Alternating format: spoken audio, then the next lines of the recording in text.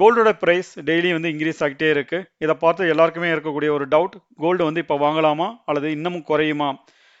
லேட்டாக வாங்கினாக்கா லாஸ் ஆகும், இயர்லியாக வாங்கினாக்கா ரிஸ்க் இருக்கு. அப்போ ரைட் டைம் எது? இப்போ கோல்டு வாங்கலாமா இல்லை வெயிட் பண்ணலாமா?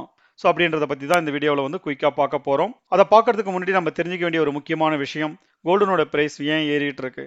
கோல்டோட பிரைஸ் ஏறதுக்கு முக்கியமான காரணங்கள் என்ன அப்படின்னு பார்த்தீங்கன்னாக்கா வார் டென்ஷன். இப்போ ஏற்கனவே வந்து உக்ரைன் ரஷ்யாவோட வார் நடந்தது. அதன் பிறகு பார்த்தீங்கன்னாக்கா இப்போ ஈரான் இஸ்ரேல் யுஎஸ் வார் நடந்துட்டு இருக்கு. என்டையர் மிடில் ஈஸ்டும் இம்பாக்ட் ஆயிருக்கு. ஸோ இந்த மாதிரியான வார் சுச்சுவேஷன் நடக்கும்பொழுது கோல்டனுடைய ப்ரைஸ் வந்து இன்க்ரீஸ் ஆகுறது அப்படின்றது வந்து நார்மலாக நடக்கக்கூடிய ஒரு விஷயம். ஸோ இதனால என்ன நடக்கும் அப்படின்னு பார்த்தீங்கன்னாக்கா இன்ஃப்ளேஷன் வந்து இன்க்ரீஸ் ஆகும், டாலர்னுடைய வேல்யூவில் வந்து சேஞ்சஸ் ஆகிறதுக்குரிய வாய்ப்புகள் இருக்கு. சென்ட்ரல் பேங்க்ஸ்லாம் கூட கோல்டை வந்து வாங்க ஆரம்பிச்சிட்டாங்க. இதெல்லாம் சேர்ந்து கோல்டனுடைய ப்ரைஸை வந்து மேல் நோக்கி புஷ் பண்ணும். அடுத்தது எல்லாருக்குமே இருக்கக்கூடிய ஒரு முக்கியமான கேள்வி என்ன அப்படின்னாக்கா, இந்த மாதிரியான சுச்சுவேஷனில் கோல்டை வாங்கலாமா அப்படின்ற கேள்வி தான். ஸோ கோல்டு வந்து வாங்குறது அப்படின்னு சொல்றது இண்டிவிஜுவலினுடைய கோலை பொறுத்து இருக்கு. கோல்டை வந்து கண்டிப்பாக வாங்கலாம். ரிஸ்க் இருக்கா அப்படின்னு கேட்டிங்கனாக்கா ரிஸ்க் கண்டிப்பாக இருக்குது. ஏன்னா ப்ரைஸில் வந்து கரெக்ஷன் ஆகிறதுக்கு வாய்ப்பு இருக்குது.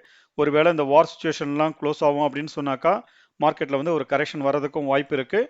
பல பேர் செய்யக்கூடிய பெரிய தவறு என்ன அப்படின்னு பார்த்தீங்கன்னாக்கா, ஒரே டைமில் ஃபுல் அமௌண்ட்டையும் எடுத்து போய் இன்வெஸ்ட்மெண்ட் பண்ணுறது கோல்டுலேயோ அல்லது வேறு ஏதாவது ஒரு இன்ஸ்ட்ருமெண்ட்லேயோ.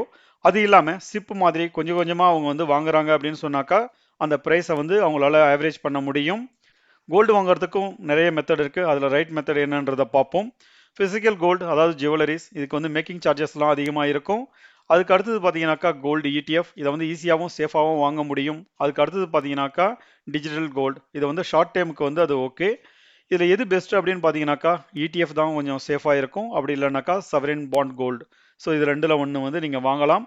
இடிஎஃப் பொறுத்த வரைக்கும் நீங்கள் வாங்குறீங்க அப்படின்னு சொன்னாக்கா நீங்கள் வந்து ப்ரைஸ் வந்து மேலே ஏறும்பொழுதும் அல்லது கீழே இறங்கும்பொழுதும் நீங்கள் சிப்பு மாதிரி கொஞ்சம் கொஞ்சமாக ஆட் பண்ணிகிட்டே வரீங்க அப்படின்னு சொன்னாக்கா உங்களுக்கு வந்து அந்த ப்ரைஸ் வந்து ஆவரேஜ் ஆகும். அதனால நாளைக்கு கோல்டனோட ப்ரைஸ் வந்து கீழே வந்தாலும் கூட உங்களுக்கு வந்து அந்த ப்ரைஸ் எல்லாம் ஆவரேஜ் ஆகிட்டே வரும். கடைசியாக ஞாபகத்தில் வச்சுக்க வேண்டிய முக்கியமான விஷயம் என்ன அப்படின்னு பார்த்தீங்கன்னாக்கா, கோல்டு வந்து குயிக்காக ப்ராஃபிட் கொடுக்கக்கூடிய ஒரு இன்வெஸ்ட்மெண்ட் மெத்தட் கிடையாது. அது வந்து ஒரு வெல்த் ப்ரொடெக்ஷனுக்காக தான் யூஸ் ஆகும்.